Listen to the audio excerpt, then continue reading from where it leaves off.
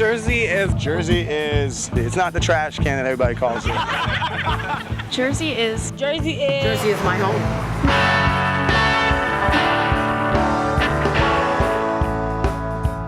I'm from Plainsboro, New Jersey. Asbury Park, New Jersey. Jersey is my home. You took my answer.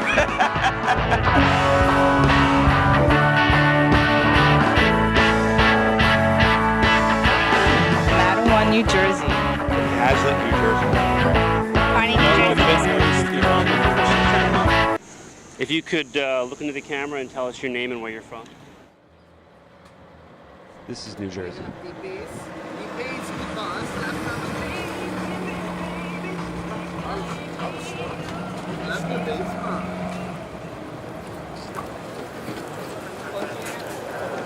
I know, that was big. Sidewalk shots, Mark.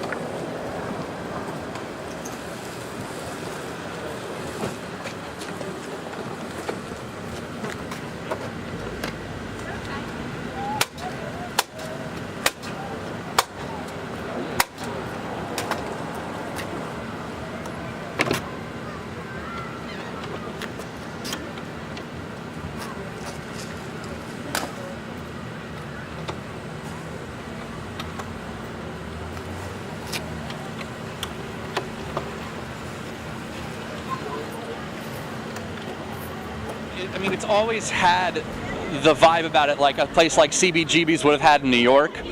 But it also, for the longest time, had the reputation of CBGB's as kind of being a hole.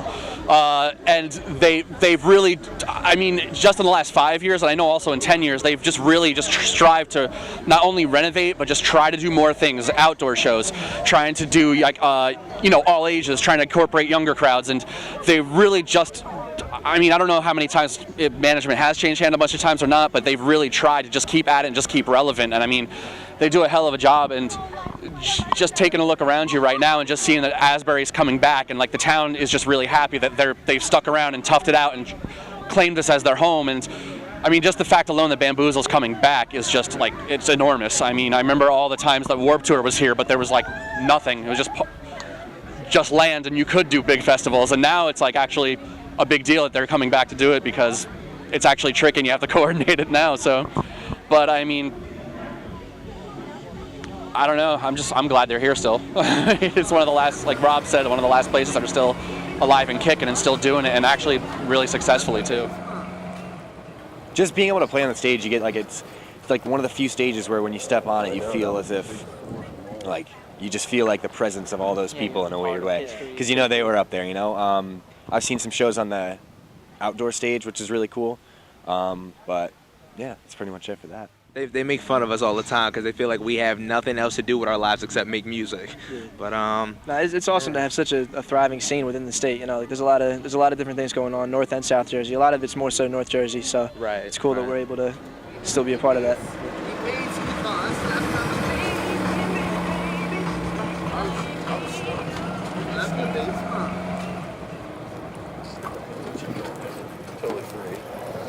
I know, that was, and then it's smooth. Smooth like silk. Dude, it's not even, it's so love, but look, good bearings. And I never rode a skateboard. When I was a kid, I sucked at it, and now this one, I'm like, yeah, this is my jam.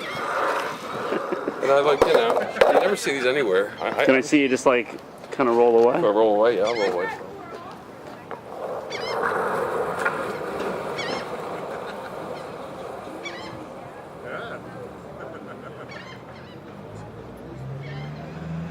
It's really, when we first started this, we started as like a Black Eyed Peas kind of group, and I don't think the world's really ready for two groups of Black Eyed Peas. So we decided to go down a different route, musically, and we came across some really nice guys. We had a couple different member changes. You know how things go with bands. But we got a really great group of guys right now, and we just try to bring a refreshing sound every time we get on the stage.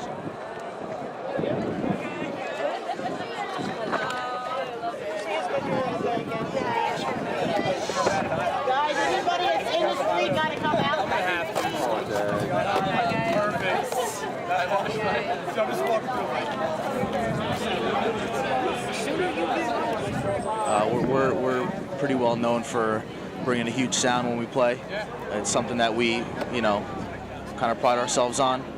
So, hopefully tonight goes well, as the other nights have gone, and we get a good response from everybody.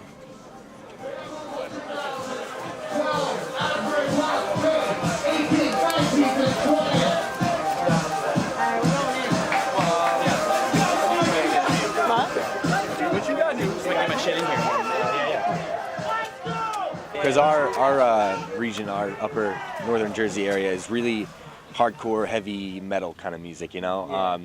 And whenever we play those shows up there, we kind of feel like we don't fit in at all, Yeah, actually. we don't. It's all these people with big gauges and stuff, and we walk in, we're like, we're just a rock band. Sore thumb. Yeah, so, but I mean, but we kind of like that in a way. I mean, it made us feel a little like, Help us stand out. right, it just made us think, all right, maybe we can stand out somewhere else too, you know? Yeah.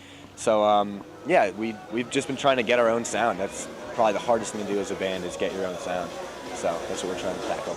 Yo, yo, yo, Bamboozlers! Today is the Break Championship. Yes. Personally, music is everything to me. As cliche as that sounds, it's been very therapeutic for me. Music takes me places that you can't find on the map. You know what I mean?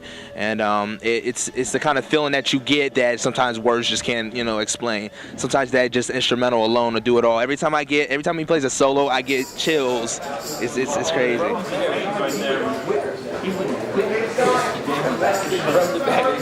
It's cool to study it, but yeah, I definitely would rather be just playing shows like this. There's nothing like there's nothing like, you can study music all you want, but coming to the Stone Pony and playing a show is, you can't study any better than that, I think. Yeah. So I mean, music has just always been the outlet. Yeah. You know, I stayed in on Friday nights sometimes and just play guitar, and I didn't know why, it just happened. And I think that was the same for all of us. It's something that you find that takes up some time, but we don't it's really great. know anything else but music. Yeah. That's true. That's true. No fallback? No, not me. No. I mean, going to college, but who knows what that's going to be. Yeah, for the same thing. Well, yeah, you're going to Berkeley, so it's like... Yeah. Hopefully I don't need to fall back, though.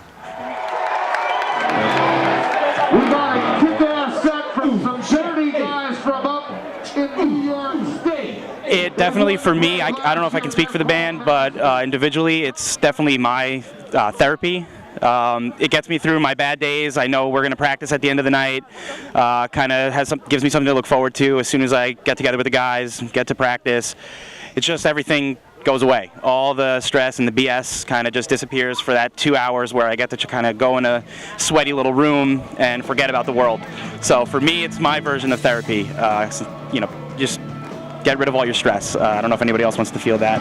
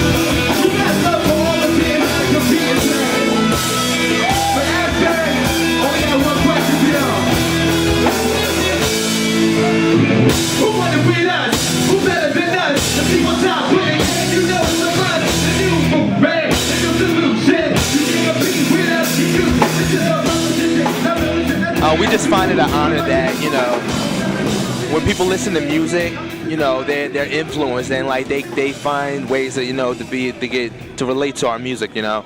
And the fact that we have that kind of power it's overwhelming sometimes, but the fact that music could do that speaks for itself.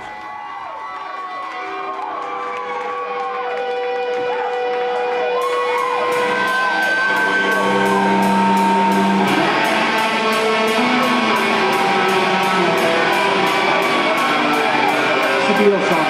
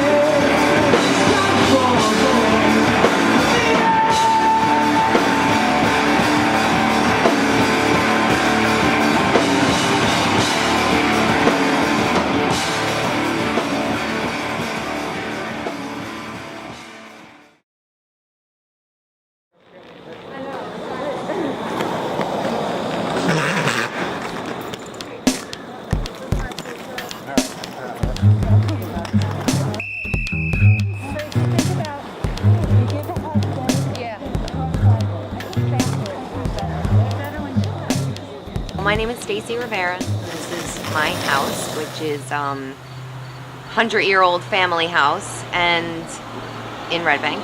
And my kids are now the 7th generation of our family to be living in Red Bank. Married, have 2 kids. Today is actually my daughter's 15th birthday and my son is 9. And work as a bookkeeper for a family business, which is great. It's very flexible, which allows me to do things like run the roller derby league.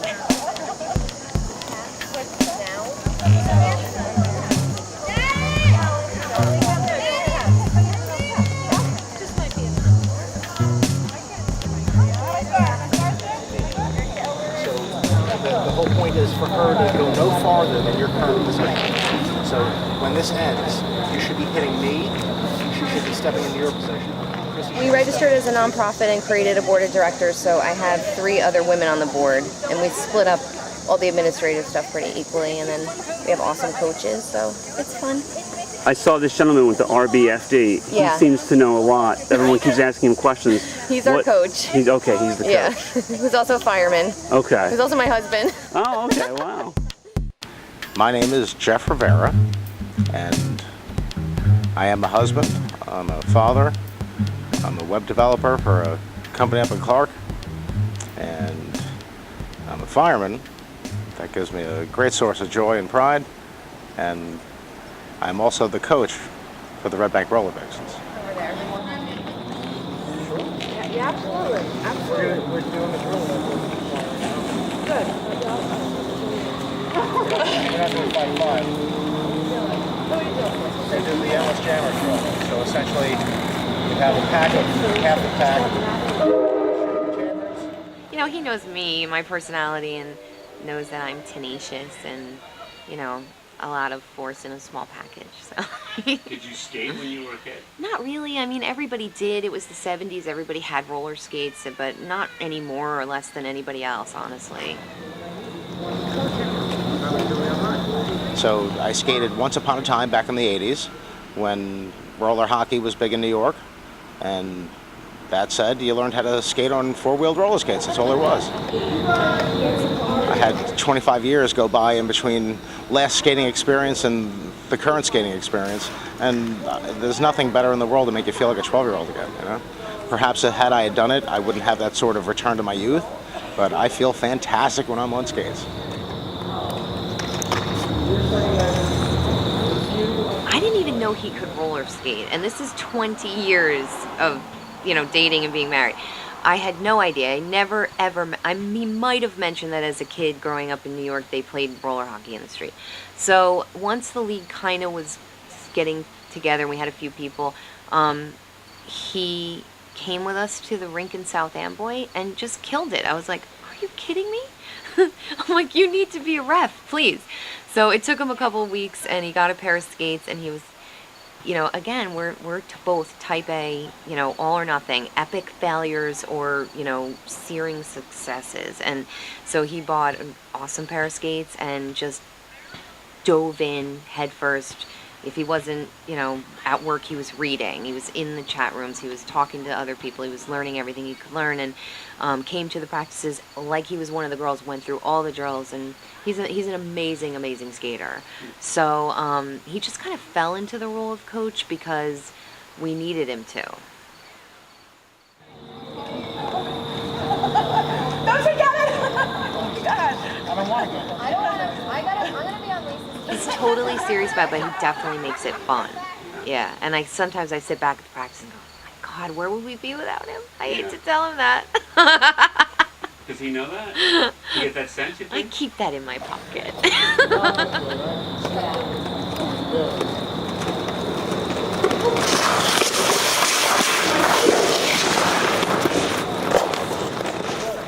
Were there any injuries for you yet? I can't even count.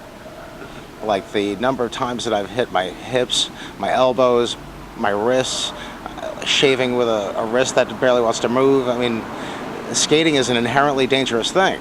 And if you aren't on top of your game and you're not completely aware of the fact that you have to carry your weight slightly forward so that if you fall, you'll always fall forward. If you're not aware of that and you do the backwards falling thing, wow, is that ugly.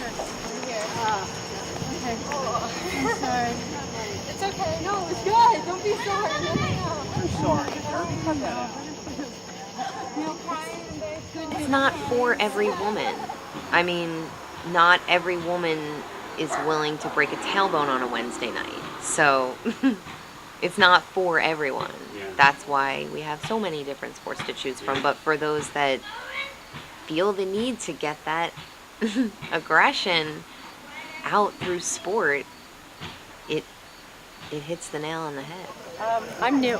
Oh, you're new. I'm fresh. But she's doing awesome. fresh. Last week. I started last week. How is it? It's awesome. Why do you do it? Because it's fun. It's an outlet. It's a stress reliever. It's camaraderie. It's a workout. It's definitely a workout. That's like an added bonus. When we have the new girls come in, I like to focus on them as much as I can because in our beginning of the practice, everything is basics.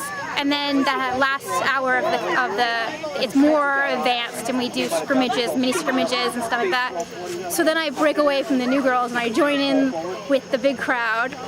Or I stick with them depending on how much one-on-one they need. If they're getting it and all they need to do is just skate in circles for a while, then I can join in with the pack. What's the hardest thing to learn? What's the hardest thing to teach? Well, if they don't know how to skate, that's the hardest thing. To get in the fluid strides, we have a lot of girls who are doing a lot of halted steps. They're just step, step, step. They need to get the glide in, so that's the hardest thing they can get into to get all their other steps to go fluidly. Did I see you teaching falling down too? Yes. Is that a hard thing to learn? No, it's really easy, and if you do it right away, it gets that fear out of the way first. Yeah. Yeah, so if you learn how to fall properly and how to stand properly, you're not going to hurt yourself as much, and you'll be less inclined to fall on your butt.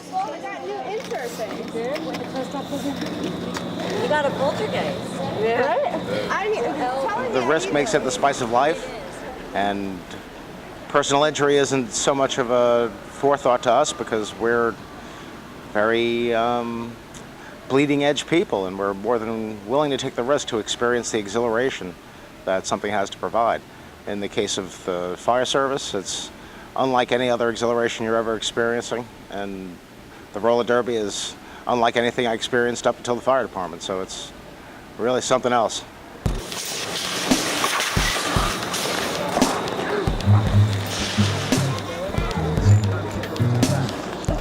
I understand that it definitely has a sex appeal, and I enjoy that. You know, I mean, especially for the women that are working their butts off and they're in great shape. Go ahead, admire it. You know, and it makes it fun. So it is a multifaceted form of entertainment in that respect. That it's a sport, yes, but it's also entertaining. And yeah, there's a whole bunch of guys out there that maybe only go to see beautiful women in fishnets and booty shorts. Yeah. Why not?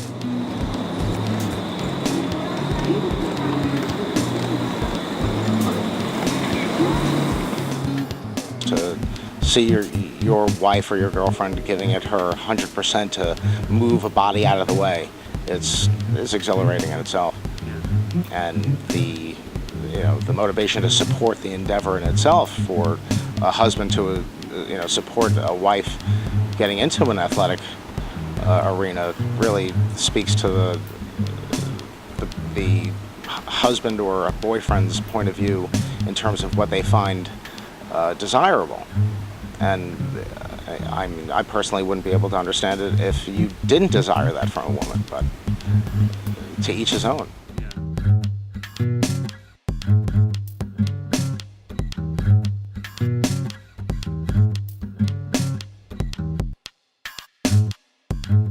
Push and shove, I shall push back. That's the only way we seem to connect. Well, it's so harmless, it's the way overreact. So we put up our armor, then we go straight for the neck. We push and shove, till we can't get no more. We push and shove,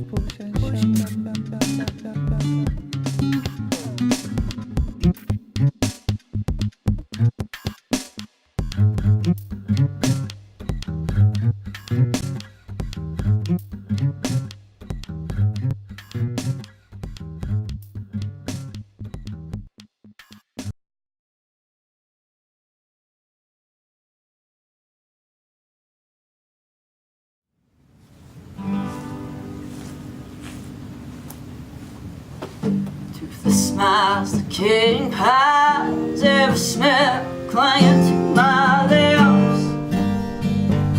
Exhaust forcing my chest to compress, last breaths and under catch.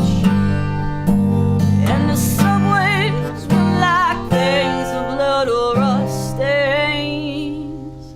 The tiled walls of 42nd Street Station.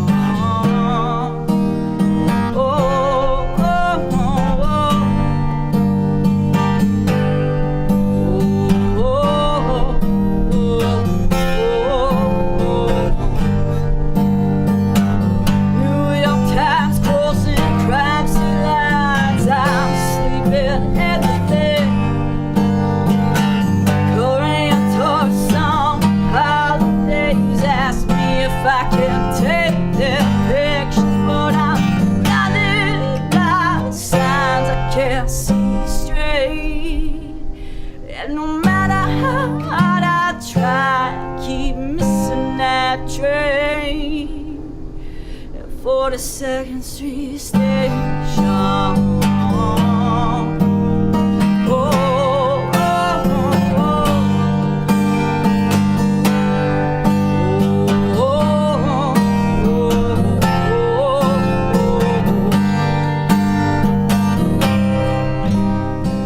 Nothing lasts forever.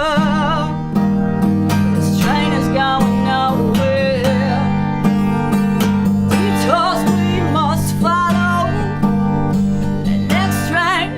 Take you there, going nowhere, going nowhere,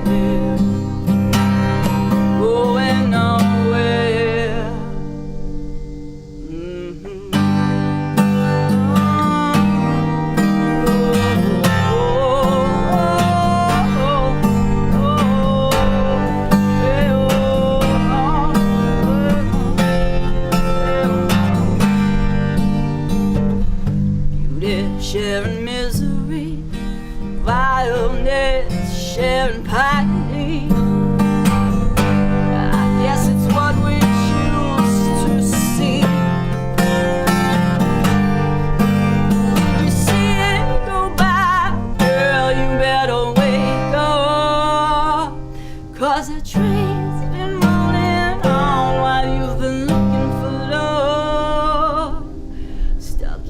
blood of 42nd Street Station.